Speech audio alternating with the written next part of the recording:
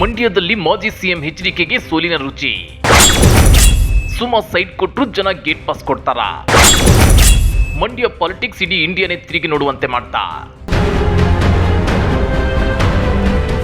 ಮಂಡ್ಯ ರಾಜಕಾರಣ ಅಂದ್ರೆ ಇಡೀ ಇಂಡಿಯಾನೇ ತಿರುಗಿ ನೋಡುತ್ತೆ ಅನ್ನೋ ಮಾತಿದೆ. ಅದೇ ರೀತಿ 2019ರಲ್ಲಿ ಅಂದಿನ ಸಿಎಂ ಆಗಿದ್ದ ಎಚ್.ಡಿ. ಕುಮಾರಸ್ವಾಮಿ ತಮ್ಮ ಮಗನನ್ನ ಅಕ್ಕಡೆ ಕಿಳಿಸಿದ್ರೆ ನಟ ಅಂಬರೀಶ್ ಅವರು ತೀರಿಕೊಂಡಿದ್ದ ಅನುಕಂಪದ ಅಲಿಯಲ್ಲಿ ಸುಮಲತಾ ಅವರು ಸ್ಪರ್ಧಿಸಿದ್ರು.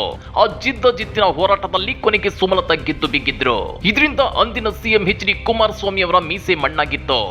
ಆದ್ರೀಗ ಬದಲಾದ ಕಾಲಘಟ್ಟದಲ್ಲಿ ಎಲ್ಲವೂ ಬದಲಾಗಿದೆ. ಮಂಡ್ಯ ಪಕ್ಷೇತರ ಸಂಸದೆ ಸುಮಲತಾ ಕಣದಿಂದ ಹೊರಗಿದ್ದು ವಾರ್ ಒನ್ ಸೈಡ್ ಆಗೋಗಿದೆ. ಗೆಲ್ಲೋದು ನಾನೇ, ರೊಟ್ಟಿ ತಾನಾಗಿ ಜಾರಿ ತುಪ್ಪಕ್ಕೆ ಬಿತ್ತು ಅಂತೇಳಿ ಮಾಜಿ ಸಿಎಂ ಎಚ್.ಡಿ. ಕುಮಾರಸ್ವಾಮಿ ಭಾವಿಸಿರಬಹುದು.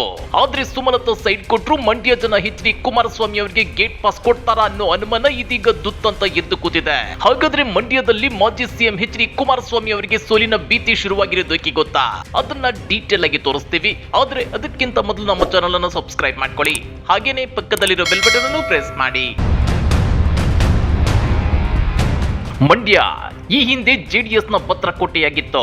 ಆದ್ರೆ 2019ರಲ್ಲಿ ಜೆಡಿಎಸ್ ಭದ್ರಕೋಟೆಯನ್ನ ಛಿದ್ರ ಮಾಡಿದ್ದ ಪಕ್ಷೇತರ ಅಭ್ಯರ್ಥಿ ಸುಮಲತಾ ಗೆದ್ದು ಬಿದ್ದಿದ್ರು. ಆ ಗೆಲುವು ಜೆಡಿಎಸ್ ನಾಯಕರಿಗೆ ಇಂದಿಗೂ ಅರಿಗಿಸಿಕೊಳ್ಳಕ್ಕೆ ಸಾಧ್ಯವಾಗ್ತಿಲ್ಲ.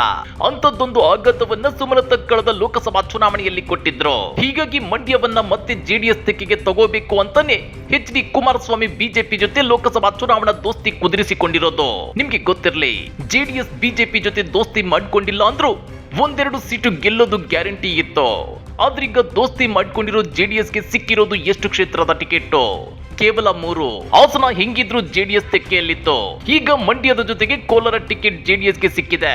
ಅಲ್ಲಿಗೆ ನೀವೇ ಯೋಚನೆ ಮಾಡಿ, ಮಂಡ್ಯ ಕ್ಷೇತ್ರದ ಟಿಕೆಟ್ಗಾಗಿ ಎಚ್.ಡಿ. ಕುಮಾರಸ್ವಾಮಿ ಎಷ್ಟೆಲ್ಲ ಸರ್ಕಸ್ ಮಾಡಿದ್ರು ಅನ್ನೋದನ್ನ.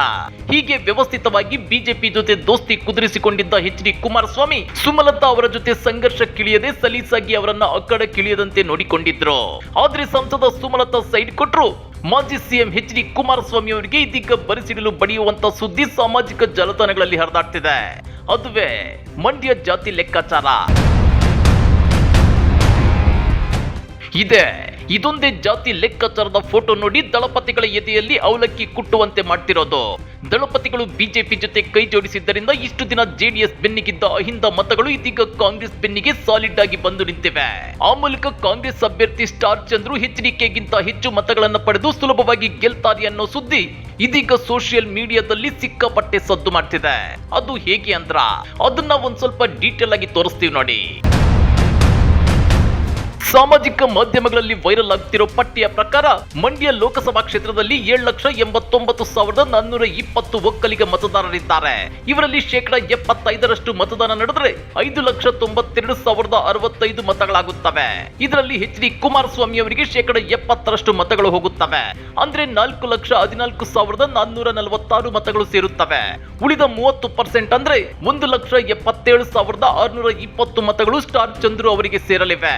ಇದೇ ರೀತಿ ಮಂಡ್ಯ ಅಖಾಡದಲ್ಲಿ ಪರಿಶಿಷ್ಟ ಜಾತಿ, ಪರಿಶಿಷ್ಟ ಪಂಗಡದ 3,03,601 ಮತಗಳಿವೆ. ಇದರಲ್ಲಿ ಕುಮಾರಸ್ವಾಮಿಗೆ 25% ಮತಗಳು, ಸ್ಟಾರ್ ಚಂದ್ರುಗೆ 75% ಮತಗಳು ಬೀಳೋ ಸಾಧ್ಯತೆ ಇದೆ.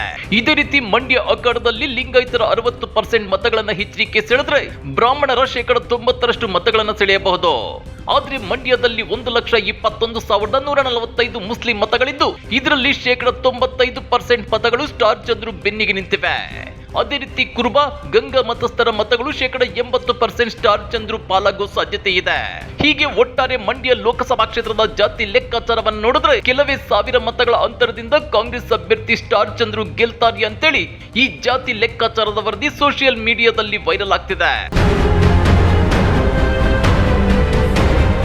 ಹಾಗೊಮ್ಮೆ ಈ ಜಾತಿ ಲೆಕ್ಕಾಚಾರ ವರ್ಕೌಟ್ ಆಗಿದ್ದೇ ಆದ್ರೆ ಸ್ಟಾರ್ ಚಂದ್ರು ಗೆದ್ದು ಬೀಗ್ತಾರೆ. ಮಾಜಿ ಸಿಎಂ ಎಚ್.ಡಿ. ಕುಮಾರಸ್ವಾಮಿಗೆ ಮತ್ತೆ ಮರ್ಮಾಘಾತವಾದಂತೆಯೇ ಲೆಕ್ಕ. ಕಳೆದ ಸಲ ಇದೇ ಮಂಡ್ಯದಲ್ಲಿ ನಿಂತು ಎಚ್.ಡಿ.ಕೆ ಮಗ ನಿಖಿಲ್ ಸೋತಿದ್ರು. ಈಗ ಅಪ್ಪ ಸೋತಿದ್ದಾರೆ ಅನ್ನೋ ಮೆಸೇಜ್ ಪಾಸ್ ಆಗುತ್ತೆ. ಜೊತೆಗೆ ಮಂಡ್ಯ ಜನ ಜೆಡಿಎಸ್ ಪಕ್ಷವನ್ನ ತಮ್ಮ ಕ್ಷೇತ್ರದಿಂದ ಕಿತ್ತು ಬಿಸಾಕಿದ್ದಾರೆ ಅನ್ನೋ ಸಂದೇಶ ಕೂಡ ರವಾನೆಯಾಗುತ್ತೆ. ಹಾಗಾದ್ರೆ ಸೋಷಿಯಲ್ ಮೀಡಿಯಾದಲ್ಲಿ ಹರಿದಾಡ್ತಿರೋ ಈ ಜಾತಿ ಸಮೀಕ್ಷಾ ವರದಿಯ ಬಗ್ಗೆ ನೀವೇನಂತೀರಾ? ಮಂಡ್ಯ ಸಂಸದೆ ಸುಮಲತಾ ಸೈಡ್ ಕೊಟ್ರು ಎಚ್.ಡಿ. ಕುಮಾರಸ್ವಾಮಿ ಅವರಿಗೆ ಮಂಡ್ಯ ಮತದಾರರು ಗೇಟ್ ಪಾಸ್ ಕೊಡ್ತಾರಾ? ಕಮೆಂಟ್ ಮಾಡಿ, ವಿಡಿಯೋ ಲೈಕ್ ಮಾಡಿ, ಶೇರ್ ಮಾಡಿ. ಇಂಥ ಮತ್ತಷ್ಟು ರೋಚಕ ರಾಜಕೀಯ ಸುದ್ದಿಗಳನ್ನ ಮಿಸ್ ಮಾಡದೆ ನೋಡಬೇಕು ಅಂದ್ರೆ ನಮ್ಮ ಯೂಟ್ಯೂಬ್ ಚಾನಲ್ ಅನ್ನ ಸಬ್ಸ್ಕ್ರೈಬ್ ಮಾಡ್ಕೊಳ್ಳಿ.